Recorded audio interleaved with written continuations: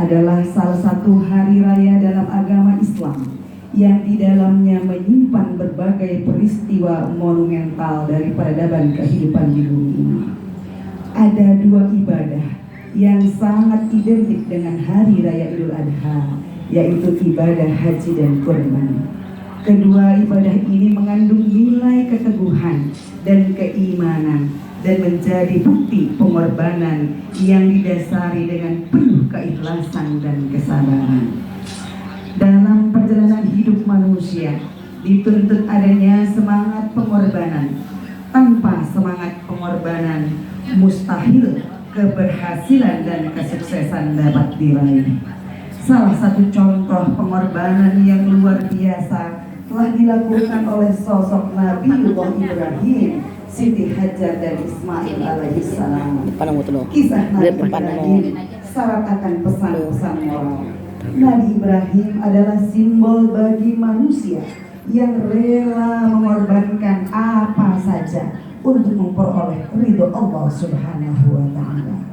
Pengorbanan yang tulus dari Nabi Ibrahim dan keluarganya dijadikan oleh Allah sebagai tauladan bagi seluruh umat manusia sepanjang zaman. Hal ini dinyatakan oleh Allah dalam surat Al-Mumtahanah. Qad kana lakum uswatun hasanah fi Ibrahim walladzina ma'ahu. Semangat berkorban yang tulus dicontohkan oleh Nabi Ibrahim ketika ia diperintahkan untuk mengorbankan putranya tercinta yaitu Ismail. Namun karena ini adalah perintah Allah dan mereka ingin mendapatkan ridhonya, maka perintah tersebut dilaksanakan. Dalam Al-Quran, peristiwa berkurban diungkapkan sebanyak 2 kali, yaitu pada masa Nabi Adam yang dilakukan oleh kedua putrinya, yaitu kedua putranya yaitu Qabil dan Habil, serta Nabi Ibrahim terhadap putranya Nabi Ismail. Adapun prosesi penyembelihan Nabi Ibrahim terhadap putranya Nabi Ismail merupakan pengorbanan terbesar dalam peradaban Islam. Sebuah pengorbanan penuh ujian, pengorbanan yang melebihi pertimbangan akal, pengorbanan yang menunjukkan kepasrahan diri secara totalitas terhadap perintah Allah Subhanahu wa Ta'ala. Betapa banyak makna dan pesan-pesan ilahiyah dalam kisah ini yang dapat dijadikan acuan dalam menjalani kehidupan. Salah satunya ungkapan indah Nabi Ismail. Ya bunayya, inni ara fi manami anni athbahuka fanzur madza tara. Wahai anakku, sesungguhnya aku bermimpi bahwa aku menyembelihmu, maka pikirkanlah bagaimana pendapatmu. Qala ya abati fa'al ma tu'mar. Ismail menjawab, wahai ayahku, lakukanlah apa yang diperintahkan Allah kepadamu. Satajiduni insyaallahu minas-shabirin. Insyaallah engkau akan mendapatiku termasuk orang yang sabar. Perhatikan keindahan jawaban Nabi Ismail. Beliau tidak berkata, sembelihlah aku, tapi ia berkata, lakukanlah apa yang diperintahkan Allah kepadamu. Jawaban ini mengisyaratkan kepatuhan totalitas. Bagaimanapun bentuk, cara dan isi perintah, maka sepenuhnya ia pasrah. Pelajaran yang dipetik dari pernyataan Nabi Ismail adalah: yang pertama, sebuah kesabaran. Yang kedua, pengorbanan dalam menjalankan perintah Allah. Demikian pula, kesabaran dan pengorbanan dibutuhkan dalam menjauhi segala larangannya, serta dalam menghadapi segala musibah dan ujian dari Allah Subhanahu wa Ta'ala. Sabar ada 4. Yang pertama adalah as-sabru 'alal musibah, sabar di dalam menghadapi sebuah musibah. Yang kedua, as-sabru 'alal masyaqqati, sabar di dalam menghadapi sebuah kesulitan. Yang ketiga, as-sabru 'ala ta'ah, sabar di dalam melaksanakan ketaatan kepada Allah Subhanahu wa taala. Yang keempat, as-sabru 'ala al-ma'siyati, sabar di dalam menjauhi segala maksiat. Allahu Akbar, Allahu Akbar, walillahil hamd. Jamaah salat Id yang dirahmati oleh Allah Subhanahu wa taala. Melaksanakan kurban adalah melakukan sesuatu yang mendekatkan diri kita kepada Allah untuk mencapai mardhatillah. Pelajaran yang sangat berharga adalah dengan melihat keteladanan pengorbanan yang telah ditunjukkan oleh Nabi Ibrahim alaihissalam.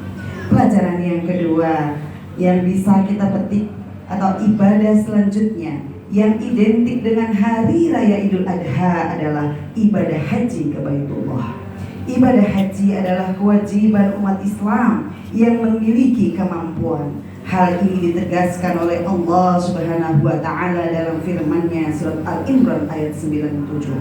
Walillahi 'alan nasi hajjul baiti man istata'a ilaihi sabila. Mampu melaksanakan rukun Islam yang kelima. Ini memiliki arti siap untuk mengorbankan harta yang dimiliki sebagai wujud syukur atas nikmat harta dan kesehatan untuk mendekatkan diri kepada Allah Subhanahu wa taala. Kesiapan kita mengorbankan harta untuk menjadi tamu Allah di Baitullah sekaligus mengajarkan kepada kita untuk menjauhi sifat kikir dan cinta kepada kekayaan materi. Pengorbanan kita dalam berhaji mengajarkan kepada kita untuk tidak membangga-banggakan kekayaan ataupun kelebihan yang kita miliki. Karena pada dasarnya semua itu adalah karunia dan anugerah dari Allah Subhanahu wa taala. Seharusnya semua itu kita syukuri untuk menjadi modal kita untuk tekun beribadah kepada Allah Subhanahu wa taala. Ibadah haji juga mengajarkan kepada kita untuk saling bantu dan saling bekerja sama dengan orang lain. Ibadah haji merupakan sebuah perjalanan yang penuh dengan kesulitan dan pengorbanan.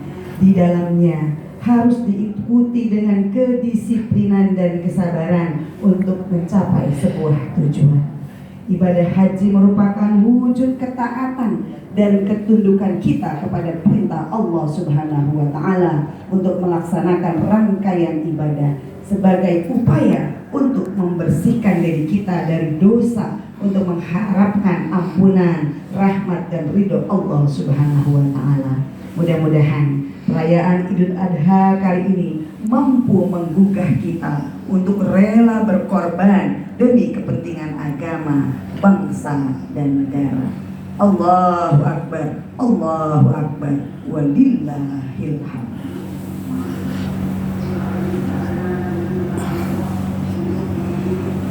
Hadirin sholat Id yang dirahmati oleh Allah, apapun yang kita cintai, jangan sampai membuat kita lupa akan tujuan hidup yang hakiki, yaitu memperoleh ridho Allah Subhanahu wa ta'ala. Karena dalam ridhonya kita akan memperoleh kebahagiaan sejati, kebahagiaan yang kekal dan abadi, seperti yang dikatakan oleh kaum sufi. Ilahi anta maksudi waridhoka matlubi, a'tini mahabbataka wa ma'rifataka. Ya Tuhanku, Engkaulah yang kumaksud dan ridhomu yang kucari, maka limpahkanlah kepadaku rasa cinta dan makrifat kepadamu. Mudah-mudahan kita senantiasa mendapatkan petunjuk dari Allah Subhanahu wa ta'ala, dan akhirnya kita semua dapat diterima di sisi Allah Subhanahu wa ta'ala serta ditempatkan dalam surganya Allah Subhanahu wa ta'ala bersama dengan orang-orang soleh lainnya. Amin ya rabbal alamin. Allahu Akbar, Allahu Akbar, walillahil hamd. Allahumma ighfir lil mu'mini wal mu'minat wal muslimina wal muslimat al ahya'i minhum